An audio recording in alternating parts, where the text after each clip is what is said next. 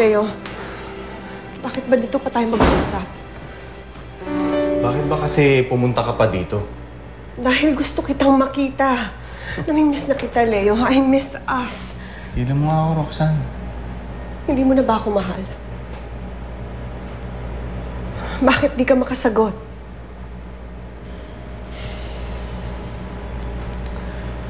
Roxanne, alam mo, masyado nang malalim yung problema natin.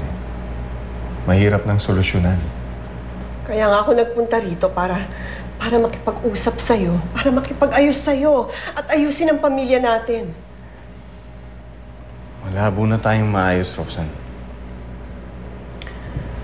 Sa tingin mo ba, dahil nasa iyo na si Lyra, maayos tayo? Mapupunuan na niya yung mga kakulangan na hinahanap mo sa buhay? Hindi, Roxanne. Tingin mo maayos tayo ng ganito? Maayos yung pamilya natin?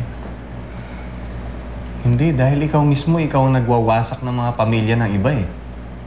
Hindi mo naiisip na ikaw ang nagwasak ng pamilya ni Seni.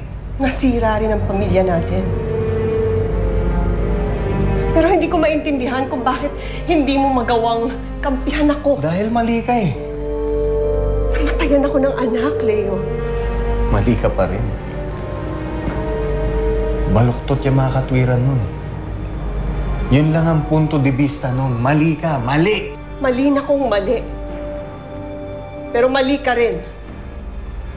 Dahil asawa mo ko. At kung mahal mo ko, hindi mo ko iiwan. Dapat kakampi mo ko, di ba? Alam mo, Roxanne, mahirap na talagang maayos. Pagod na ako sa'yo, Roxanne. Leo. Pagod na ako. Pero Leo, narinig mo ba yung sinabi ko?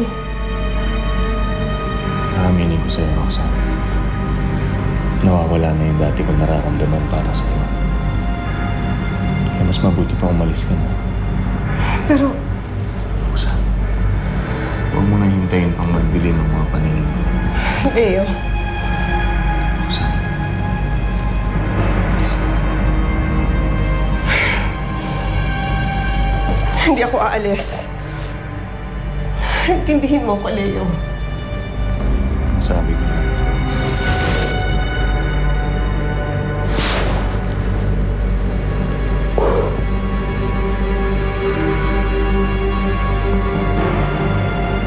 Goodbye, Roxanne.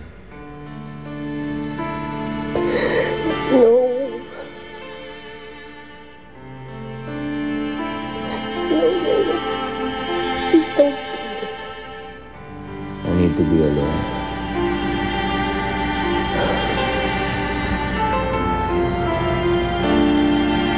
Please. Don't do this.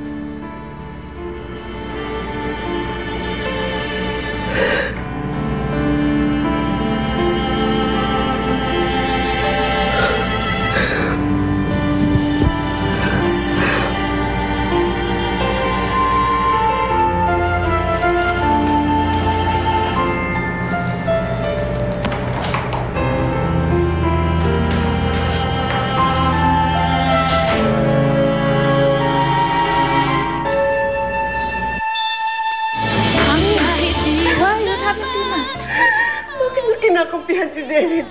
Dapat ako ang kampihan niya dahil ako ang asawa niya. Hindi na ako mahal ng dati. Hindi na ako mahal ng dati. Vanessa, ano bang ginagawa mo? Anong ginagawa ko? Nag-usap na ako sa pagmumukha mo. Ay, ano bang ginagawa mo dito? Vanessa, tama na! Nandiyan ka eh. Maggie. Ay, naku, Aling Zeni. Ano kung ginagawa niyo dito? Pasensya ka na. Pero pwede ba akong makisuyo sa'yo?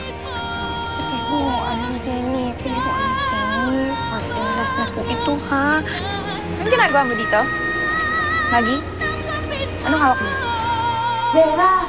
Ang nanay ni mo at si Vanessa! Bakit? Bastos ka talaga!